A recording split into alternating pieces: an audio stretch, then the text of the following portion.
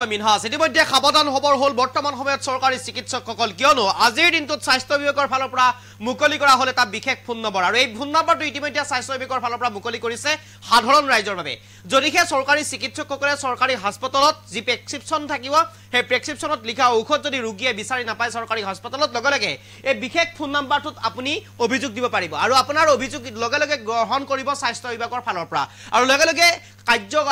কাম কৰিবলৈ আৰম্ভ কৰিব আৰু চৰকাৰী সেই চিকিৎসকগৰাকীৰ বিৰুদ্ধে ব্যৱস্থা গ্ৰহণ কৰিব চিকিৎসালয়খনৰ বিৰুদ্ধে ব্যৱস্থা গ্ৰহণ কৰিব ৰোগীসকলৰ বাবে এটা ভাল খবৰ বুলি ক'ব লাগিব স্বাস্থ্য বিভাগে মুকলি কৰিছে এটা বিশেষ ফোন নম্বৰ 9864541430 এই বিশেষ ফোন নম্বৰটো ইতিমধ্যে আপোনাৰ বাবে মুকলি কৰা হৈছে এই বিশেষ ফোন নম্বৰটো আপুনি লিখি ৰাখক অথবা আপুনি সেভ কৰি ৰাখক এই বিশেষ ফোন নম্বৰটো আপোনাৰ মোবাইলত যেতিয়া সেভ থাকিব আপুনি চৰকাৰী হাস্পতালত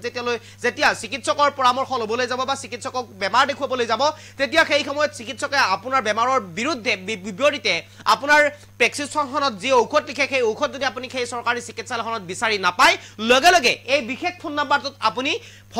ফটো মাৰি পঠিয়াই দিব পাৰিব আৰু লগে লগে সেই গৰাকী চিকিৎসক অথবা চিকিৎসালয়খনৰ বিৰুদ্ধে ব্যৱস্থা গ্ৰহণ কৰাৰ আশ্বাস প্ৰদান কৰিছে আজিৰ দিনটোত স্বাস্থ্যমন্ত্ৰী অশোক সিংহালে ইতিমধ্যে এই বিশেষ ফোন নম্বৰ মুকলি কৰিছে ৰাজ্যবাসীৰ সুবিধাৰ্থে এই মুহূৰ্তত সবিস্তাৰে খবৰ লবৰ কাৰণে চেষ্টা কৰিছো এই মুহূৰ্ত আটাইতকৈ গুৰুত্বপূৰ্ণ খবৰ সাৱধান হওক চিকিৎসকসকল এই মুহূৰ্তৰ আটাইতকৈ গুৰুত্বপূৰ্ণ খবৰ মুকলি কৰা হল স্বাস্থ্য বিভাগৰ বিশেষ ফোন নম্বৰ কালিৰ দিনটোত ঘোষণা কৰিছিলে অশোক সিংহাল অৰ্থাৎ স্বাস্থ্যমন্ত্ৰীয়ে ঘোষণা কৰিছিলে এই বিশেষ সিদ্ধান্ত আৰু আজি মুকলি কৰা হৈছে বিশেষ ফোন নম্বৰটো এতিয়াৰে পৰা ৰোগীয়ে অভিযোগ দিলে চিকিৎসকে হেৰুৱাব পাৰে চাকৰি চিকিৎসকৰ চাকৰিৰ ওপৰত আহি পৰিছে এই মুহূৰ্তত বিপদ মুকলি কৰি দিয়া হল বিশেষ ফোন নম্বৰ আৰু বিশেষ ফোন নম্বৰটো মুকলি কৰি দিয়াৰ পিছতে এতিয়া সাৱধান হবৰ হল চৰকাৰী চিকিৎসকসকল সেভ কৰি লওক আপোনাৰ মোবাইলত এই বিশেষ ফোন নম্বৰটো অথবা আপুনি এখন বহীত নোট কৰি ৰাখক এই বিশেষ ফোন নম্বৰটো সেভ কৰি লওক এই বিশেষ ফোন নম্বৰটো 9864541430 এই নম্বৰ দিয়ক অভিযোগ ধৰি ৰাখিবৰ কাৰণে মই আহ্বান জনাম এই প্লেটখন 9864541430 9864541430 এই বিশেষ ফোন নম্বৰটো আপুনি সেভ কৰি লওক অথবা আপুনি নোট কৰি লওক এই বিশেষ ফোন নম্বৰটোতে আপুনি অভিযোগ দিব পাৰিব চৰকাৰী চিকিৎসকৰ বিৰুদ্ধে যদিহে চিকিৎসকগৰাকীয়ে আপোনাক হাস্পতালত নথকা ঔষধ প্ৰেসক্ৰিপচনত লিখি দিয়ে চৰকাৰী চিকিৎসালয়ত নথকা ঔষধ লিখিলে প্ৰেসক্ৰিপচনখন ফটো মাৰি দিয়ক এটা বিশেষ ফোন নম্বৰ আৰু এই বিশেষ ফোন নম্বৰটোত আপুনি ফটো মাৰি পঠিয়াই দিয়ক 9864541430 স্বাস্থ্যমন্ত্ৰী অশোক সিংহালৰ এই গুৰুত্বপূৰ্ণ সিদ্ধান্ত এই সিদ্ধান্তৰ পিছতে এতিয়া ৰাজ্যৰ স্বাস্থ্য বিভাগত আন এক সংযোজন হৈছে যদিহে কোনো চিকিৎসকে নামানে এই নিয়ম তেনেহলে পৰিব পাৰে বিপদত এই মুহূৰ্তত এই সিদ্ধান্ত কিমান দূৰ গ্ৰহণযোগ্য আপুনি কমেন্টৰ জৰিয়তে জনাই যাওক কিমান দূৰ এই সিদ্ধান্ত গ্ৰহণযোগ্য আপুনি কমেন্টৰ জৰিয়তে জনাই যাব পাৰে সাৱধান হওক ৰাজ্যৰ চিকিৎসকসকলৰ ইতিমধ্যে সাৱধান হবৰ কাৰণে আহ্বান জনাইছে স্বাস্থ্যমন্ত্ৰী অশোক সিংহালে এতিয়াৰে পৰা ৰোগীয়ে অভিযোগ দিলে চিকিৎসকসকলে পৰিব পাৰে বিপদত হেৰুৱাব পাৰে চাকৰি এই মুহূৰ্তত মুকলি কৰি দিয়া হৈছে এটা বিশেষ ফোন নম্বৰ আৰু এই বিশেষ ফোন নম্বৰটো আপুনি সেভ কৰি লওক অথবা বিশেষ ফোন নম্বৰটো আপুনি নোট কৰি লওক এই বিশেষ ফোন নম্বৰটোতে আপুনি প্ৰেসক্ৰিপচনখন ফটো মাৰি দিব পাৰিব যিখন প্ৰেসক্ৰিপচনত যি ঔষধ লিখিব সেই ঔষধ যদিহে আপুনি চৰকাৰী চিকিৎসালয় অথবা চৰকাৰী ফাৰ্মাচীত আপুনি বিচাৰি নাপায় তেনেহলে লগে লগে আপুনি অভিযোগ দিব পাৰিব এই বিশেষ ফোন নম্বৰটোৰ জৰিয়তে আপুনি হোৱাটছআপত ফটো মাৰি পঠিয়াব পাৰে লগে লগে স্বাস্থ্য বিভাগৰ ফালৰ পৰা আপোনাৰ এই অভিযোগক ৰেসপন্স দিব গুৰুত্ব দিব আৰু লগে লগে সেইগৰাকী চিকিৎসক অথবা চিকিৎসালয়খনৰ বিৰুদ্ধে ব্যৱস্থা গ্ৰহণ কৰিব সাৱধান হবৰ হল এতিয়া চিকিৎসকসকল এই মুহূৰ্তৰ আটাইতকৈ গুৰুত্বপূৰ্ণ খবৰ মুকলি কৰা হৈছে স্বাস্থ্য বিভাগৰ বাবে বিশেষ ফোন নম্বৰ আৰু এই ফোন নম্বৰটো আপুনি নোট কৰি ল'ব পাৰে 9864541430 9864541430 এই বিশেষ ফোন নম্বৰটো আপোনাৰ বাবে ইতিমধ্যে চৰকাৰে মুকলি কৰি দিছে স্বাস্থ্য বিভাগে মুকলি কৰি দিছে এই মুহূৰ্তত আপুনি আপোনাৰ মন্তব্য জনাই যাব পাৰে কি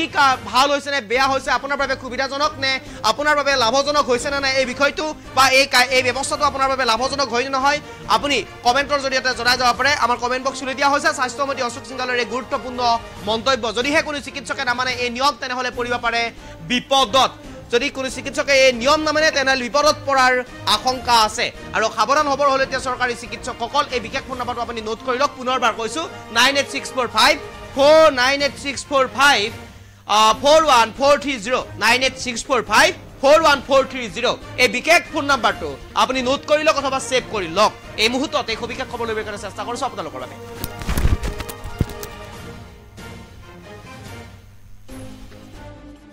কৰি নিবেদন কৰিছো যে আপোনালোকে দিয়া এইটো মন্ত্ৰীয়ে বনোৱা নাই লিষ্টটো ডক্টৰ সকলে আমাক ইডিএল লিষ্ট বনাই দিছে, দৰকাৰী ঔষধৰ সূচী বনাই দিছে, ইসেনশিয়াল ড্ৰাগ লিষ্ট, ইসেনশিয়াল মেডিচিনৰ ড্ৰাগ লিষ্ট দিছে, দৰকাৰী মেডিচিনৰ ড্ৰাগ লিষ্ট দিছে। আৰু এই ড্ৰাগ লিষ্টটো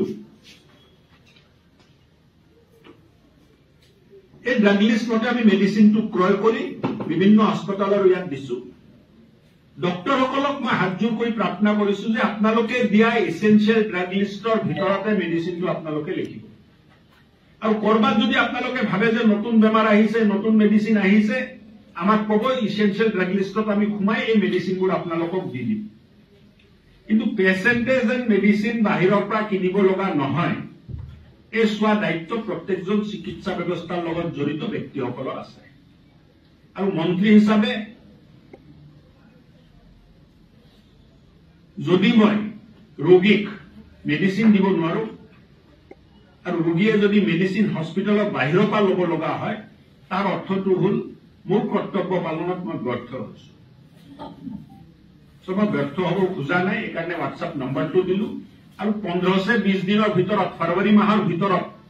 3 দিন মেডিচিন প্লাস প্লাস কৰি লেখা আছিলে, পেৰাচিটামল প্লাস জিংক আৰু প্লাস এটা আৰু কম্বিনেশ্যন আছিলে। এই 3 কম্বিনেশ্যনৰ মেডিচিন নাছিলে, এই 3 কম্বিনেশ্যনৰ মেডিচিন এসেনশিয়াল ড্ৰাগ লিষ্টতো লেখা নাছিলে। কিন্তু পেৰাচিটামলো আছিলে, এটা মেডিচিন যদি লিখিলেহেঁতেন, জিংক বুলি লিখিলে এটোও আছিলে, আইৰণ বুলি লিখিলে এটোও আছিলে। কিন্তু এটা টেবলেটৰ ভিতৰতে পেৰাচিটামলো থাকিব, জিংকো থাকিব, আইৰণো থাকিব, তেনেকুৱা মেডিচিন ইসেনশিয়াল ড্ৰাগ লিষ্টৰ ভিতৰত নাছিল বুলি তাত উপলব্ধ নাছিল। যদি প্ৰয়োজন আছে ইসেনশিয়াল ড্ৰাগ লিষ্টত ভৰাই লওক, আৰু নহলে আপোনালোকে জানে যে বেলেগ বেলেগকেও দিব পাৰি, আমাক জনাব পাৰিব। হোৱাটছআপ নম্বৰটো মই মুকলি কৰি দিছো। ডক্টৰসকলক মই হাতযোৰ কৰি নিবেদন কৰিছো যে আপোনালোকে দিয়া, এইটো মন্ত্ৰীয়ে বনোৱা নাই লিষ্টটো, ডক্টৰসকলে আমাক ইডিএল লিষ্ট বনাই দিছে, দৰকাৰী ঔষধৰ সূচী বনাই দিছে, ইসেনশিয়াল ড্ৰাগ লিষ্ট, ইসেনশিয়াল মেডিচিনৰ ড্ৰাগ লিষ্ট দিছে, দৰকাৰী মেডিচিনৰ ড্ৰাগ লিষ্ট দিছে। আৰু এই ড্ৰাগ লিষ্টটো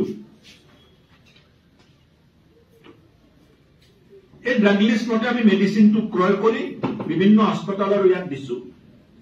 ডক্টৰসকলক মই হাতযোৰ কৰি প্ৰাৰ্থনা কৰিছো যে আপোনালোকে দিয়া এসেনশিয়াল ড্ৰাগ লিষ্টৰ ভিতৰতে মেডিচিনটো আপোনালোকে লিখিব। আৰু কৰবাত যদি আপোনালোকে ভাবে যে নতুন বেমাৰ আহিছে, নতুন মেডিচিন আহিছে, আমাক ক'ব, এসেনশিয়াল ড্ৰাগ লিষ্টত আমি সোমাই এই মেডিচিনবোৰ আপোনালোকক দি দিম। কিন্তু পেচেণ্টে যেন মেডিচিন বাহিৰৰ পৰা কিনিব লগা নহয়, এই চোৱা দায়িত্ব প্ৰত্যেকজন চিকিৎসা ব্যৱস্থাৰ লগত জড়িত ব্যক্তিসকলৰ আছে। আৰু মন্ত্ৰী হিচাপে যদি মই ৰোগীক মেডিচিন দিব নোৱাৰো আৰু ৰোগীয়ে যদি মেডিচিন হস্পিটেলৰ বাহিৰৰ পৰা ল'ব লগা হয়, তাৰ অৰ্থটো হ'ল মোৰ কৰ্তব্য পালনত মই ব্যৰ্থ হৈছো। মই ব্যৰ্থ হ'ব খোজা নাই, এইকাৰণে হোৱাটছআপ নম্বৰটো দিলো। আৰু 15-20 দিনৰ ভিতৰত, ফেব্ৰুৱাৰী মাহৰ ভিতৰত 3 দিন মেডিচিন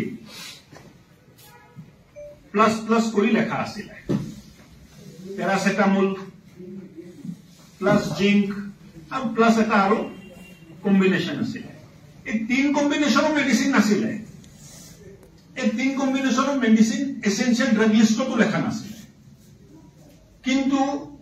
পেৰাচিটামলো আছিলে, এটা মেডিচিন যদি লিখিলেহেঁতেন, জিংক বুলি লিখিলে এটোও আছিলে, আইৰণ বুলি লিখিলে এটোও আছিলে। কিন্তু এটা টেবলেটৰ ভিতৰতে পেৰাচিটামলো থাকিব, জিংকো থাকিব, আইৰণো থাকিব, তেনেকুৱা মেডিচিন